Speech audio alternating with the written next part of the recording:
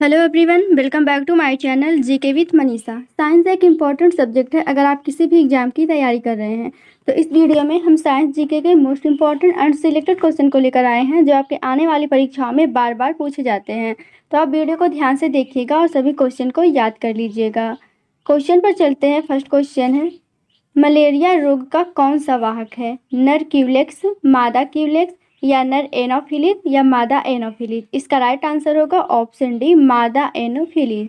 यानी मलेरिया रोग का जो वाहक होता है वह मादा एनोफिलिस मच्छर होता है। फ्रेंड्स, मलेरिया रोग होता है जिसका परजीवी का वाहक मादा एनोफिलिस मच्छर होता है। इसके काटने पर मलेरिया के परजीवी जो होते हैं वह हमारे शरीर के लाल रक्त कोशिकाएं जो होती हैं उनमें प्रवेश कर जाते हैं और जहाँ पर वो बहुगुणित होकर के मलेरिया रोग फैलाते हैं। इसे आपको याद रखने हैं।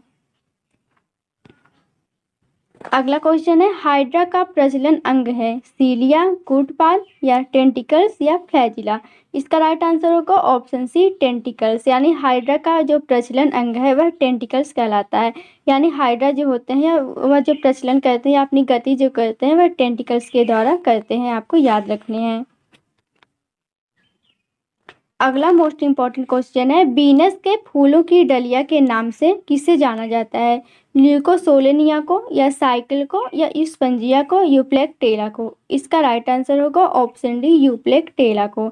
यानी बीनस के फूलों की डलिया जो होता है उसे यूप्लेक्टेला को कहा जाता है। फ्रेंड्स, बीनस के फूलों की जो डलिया या टोकरी होती है यह फाइलम पोरीफेरा में एक कांच का स्पंज होता है और यह एक समुद्री स्पंज के नाम से भी जाना जाता है जो प्रशांत महासागर के गहरे पानी में पाया जाता है। यह लगभग 500 मीटर से भी नीचे गहराई में पाया जाता है। इसे भी आपको याद रखने हैं। अगला क्वेश्चन है, मनुष्य के रुधिर में श्वेत रक्त रुधिराणुओं की कौन सी किस्म अधिक होती है? ये रुधिराणु है। ऑप्शन ए है ईओसियोफिल्स, बेसोफिल्स या लिम्फोसाइट्स या न्यूट्रोफिल्स? राइट आंसर होगा ऑप्शन डी, न्यूट्रोफिल्स। ये सब जो है वह डब्ल्यूबीसी जो होता है उनके पार्ट होते हैं, लेकिन जो न्यूट्रोफिल्स जो होता है यह सबसे अधिक पाया जाता है और यह जीवाणुओं को मारता है। इसे भी आपको याद रखने हैं। अगला क्वेश्चन है, मलेरिया परजीवी तथा अमीबा को किस श्रेणी में रखा जाता है? प्रोटोजोआ, पोरीफेरा, सीलेंट्रेटा या एनेलिडा? राइट आंसर होगा ऑप्शन ए, प्रोटोजोआ में। यानी मलेरिया परजीवी तथा अमीबा जो है यह प्रोटोजोआ संघ में रखे गए हैं। फ्रेंड्स, प्रोटोजोआ जो होता है वह ऐसे प्राणियों का संघ है जिसमें सभी प्राणी जो होते हैं वह एक कोशिकीय होते हैं। यानी इसमें एक कोशिकीय प्राणी पाए जाते हैं और प्रोटोजोआ इतने सूक्ष्म होते हैं इन्हें नंगी आंखों यानी नग्न आंखों से देखना असंभव होता है। इसे भी आपको याद रखने हैं।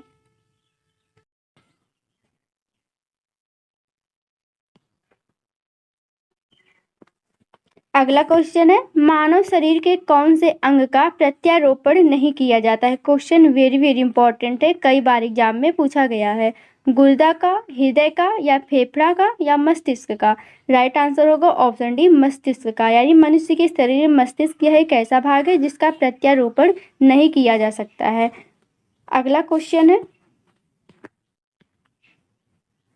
अमीबा में कूटपाद महत्वपूर्ण होते हैं भोजन ग्रहण करने के लिए, केवल प्रचलन के लिए या भोजन ग्रहण करने तथा प्रचलन के लिए या केवल आक्रमण के लिए? राइट आंसर होगा ऑप्शन सी, भोजन ग्रहण करने तथा प्रचलन के लिए अमीबा में कूटपाद महत्वपूर्ण होते हैं। फ्रेंड्स, अमीबा में जो कूटपाद होते हैं उन्हें नकली पैर के नाम से जाना जाता है और ये भोजन करने या तथा प्रचलन या गति के लिए महत्वपूर्ण माने जाते हैं। आपको याद रखने हैं। अगला क्वेश्चन है, मानव शरीर में हृदय का कार्य है पंपिंग स्टेशन की तरह, शरीर को ऊर्जा देना, तापक्रम को बढ़ाना या इनमें से कोई नहीं? राइट आंसर होगा ऑप्शन ए, पंपिंग स्टेशन की तरह। यानी मानव शरीर में जो हृदय है उसका कार्य सेम पंपिंग स्टेशन की तरह है। फ्रेंड्स, हमारे शरीर में जो हृदय है उसका जो प्रमुख कार्य है वह धमनियों के माध्यम से ऑक्सीजन और पोषक तत्वों को ऊतकों और शरीर के अन्य हिस्सों तक पंप करते हुए पहुंचाना होता है। इसे भी आपको याद रखने हैं। अगला क्वेश्चन है, पेप्सिन बदल देता है स्टार्च को शर्करा में, प्रोटीन को पॉलीपेप्टाइड में या प्रोटीन को अमीनो अम्ल में या वसा को वसा अम्ल में? फ्रेंड्स, मैंने आपके लिए सारे क्वेश्चन इंपॉर्टेंट एंड सिलेक्टेड लिए हैं, वही क्वेश्चन लिए हैं जो आपकी आने वाली परीक्षाओं में बार बार पूछे गए हैं। अगर आप मेरे चैनल पर नए जुड़े हैं तो चैनल को लाइक और सब्सक्राइब जरूर करें, बेल आइकन को भी प्रेस करें ताकि मैं जब भी वीडियो अपलोड करूं आप तक सबसे पहले पहुंच सके। इसका राइट आंसर होगा ऑप्शन बी, प्रोटीन और प्रोटीन को पॉलीपेप्टाइड में, यानी पेप्सिन जो होता है वह प्रोटीन को पॉलीपेप्टाइड में बदल देता है। फ्रेंड्स, पेप्सिन जो होता है वह उन स्थितियों में भोजन के पाचन में मदद करता है जहां पाचन तंत्र भोजन को पचाने के लिए पर्याप्त एंजाइम का निर्माण नहीं कर पाता है।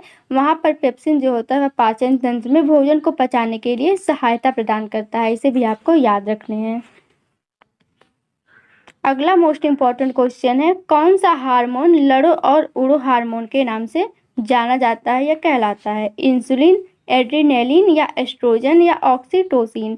राइट आंसर होगा ऑप्शन बी, एड्रीनेलिन। यानी एड्रीनेलिन यह एक ऐसा हार्मोन है जो लड़ो और उड़ो हार्मोन के नाम से जाना जाता है। इसे फाइट एंड फ्लाइट हार्मोन के नाम से भी जाना जाता है। अगला क्वेश्चन है, किस शारीरिक प्रक्रम से प्रोथ्रोम्बिन का संपर्क है? उत्सर्जन, रक्त जमाव, प्रजनन या वृद्धि? राइट आंसर होगा ऑप्शन बी, रक्त जमाव। यानी रक्त जमाव यह एक ऐसा शारीरिक प्रक्रम है जिसमें प्रोथ्रोम्बिन का संपर्क होता है, यानी प्रोथ्रोम्बिन के द्वारा ही रक्त का जमाव होता है। फ्रेंड्स, प्रोथ्रोम्बिन जो होता है यह हमारे लीवर द्वारा बनाए जाने वाला एक तरह का प्रोटीन होता है जो हमारे शरीर के खून के थक्के जमाने में मदद करते हैं। आपको याद रखने हैं। अगला क्वेश्चन है, रुधिर के प्लाज्मा में निम्न में से किसके द्वारा एंटीबॉडी निर्मित होती है या एंटीबॉडी का निर्माण होता है? मोनोसाइट के द्वारा, लिम्फोसाइट के द्वारा या इयोसिनोफिल के द्वारा या न्यूट्रोफिल्स के द्वारा? इसका राइट आंसर होगा ऑप्शन बी, लिम्फोसाइट के द्वारा। यानी रुधिर के प्लाज्मा में जो लिम्फोसाइट पाया जाता है इसके द्वारा एंटीबॉडी का निर्माण होता है, यानी एंटीबॉडी निर्मित होती है। फ्रेंड्स, रुधिर के प्लाज्मा में लिम्फोसाइट द्वारा एंटीबॉडी का प्रतिरक्षी प्रोटीन्स निर्मित होती है जो कि विष पदार्थों को निष्क्रिय करती है, यानी जो विष पदार्थ होते हैं वहाँ पर उनको इनएक्टिव कर देती है। आपको याद रखने हैं। अगला मोस्ट इम्पॉर्टेंट क्वेश्चन है, नेत्रदान में आंख का कौन सा भाग प्रयुक्त किया जाता है? रेटिना, कॉर्निया, नेत्र लेंस या संपूर्ण आंख? राइट आंसर है ऑप्शन बी, कॉर्निया। यानी नेत्रदान में कॉर्निया यह एक ऐसा भाग है जो नेत्रदान में प्रयुक्त किया जाता है। फ्रेंड्स, कॉर्निया जो होता है यह आंख का वह पारदर्शी हिस्सा होता है जिस पर से बाहर का प्रकाश पड़ता है और यह आंख के 2/3 लगभग भाग माना जाता है। इसे भी आपको याद रखने हैं। अगला क्वेश्चन है, मनुष्य के शरीर में मुख्य नाइट्रोजनीय अपशिष्ट कौन सा होता है? यूरिया, अमोनिया, यूरिक अम्ल या अमोनियम नाइट्रेट? राइट आंसर होगा ऑप्शन ए, यूरिया।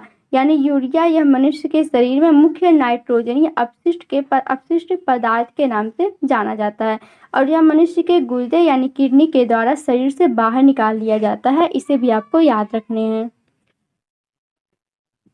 अगला क्वेश्चन है, पाचन क्रिया में प्रोटीन निम्न में से किस पदार्थ में बदल जाते हैं? वसा में, ग्लूकोज में, अमीनो अम्ल में या शर्करा में? राइट आंसर होगा ऑप्शन सी, अमीनो अम्ल में।